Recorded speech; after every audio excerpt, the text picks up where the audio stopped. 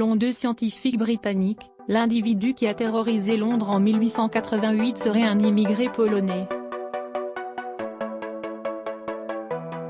Une piste probable, mais pas confirmée officiellement. L'un des mystères judiciaires les plus fascinants de l'histoire a-t-il enfin été résolu, plus de 130 ans après les faits? Depuis plusieurs décennies, de nombreux limiers plus ou moins fins ont tâché de mettre un nom sur Jack l'Éventreur, tel que se surnommait lui-même l'homme qui a égorgé et tué plusieurs femmes dans le quartier londonien de Whitechapel, à l'automne 1888. Deux scientifiques britanniques viennent de publier une nouvelle étude dans le Journal of Forensic Science, accusant un immigré polonais, Aaron Kosminski, d'être le meurtrier.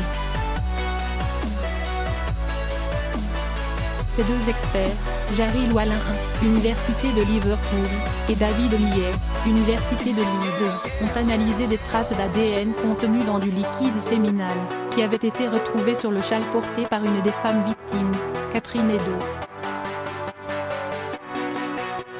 Ils ont alors découvert une correspondance génétique avec le profil d'un des descendants d'Aaron Kosminski, permettant selon eux de désigner à coup sûr le barbier polonais comme le criminel. Une précédente étude contestée. Fin de l'histoire. Voir.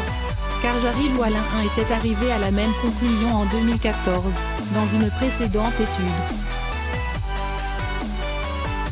Mais d'autres experts avaient à l'époque pointé à la fois l'impossibilité de certifier à 100% que le châle était bien porté par la femme lors du crime, et le fait que la comparaison entre l'ADN retrouvé et celui de la famille de Kosminski était bancale.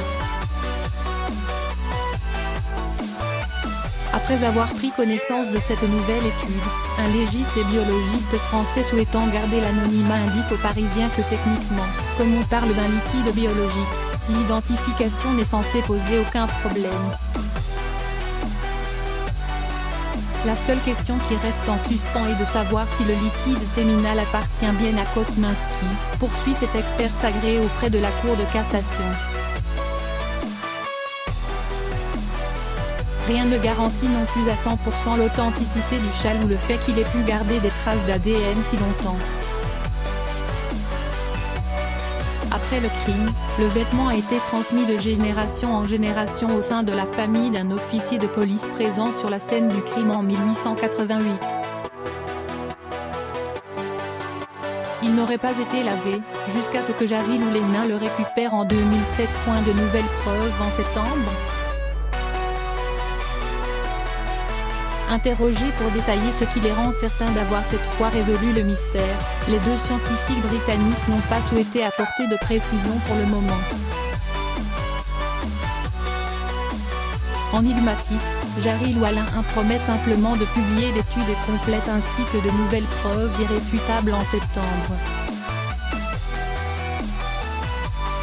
Une source scientifique anglaise, qui a suivi de près le dossier, nous assure de son côté que selon plusieurs sources internes à Scotland Yard, note de la rédaction, la police britannique, ils savent depuis toujours que Kosminski était le coupable.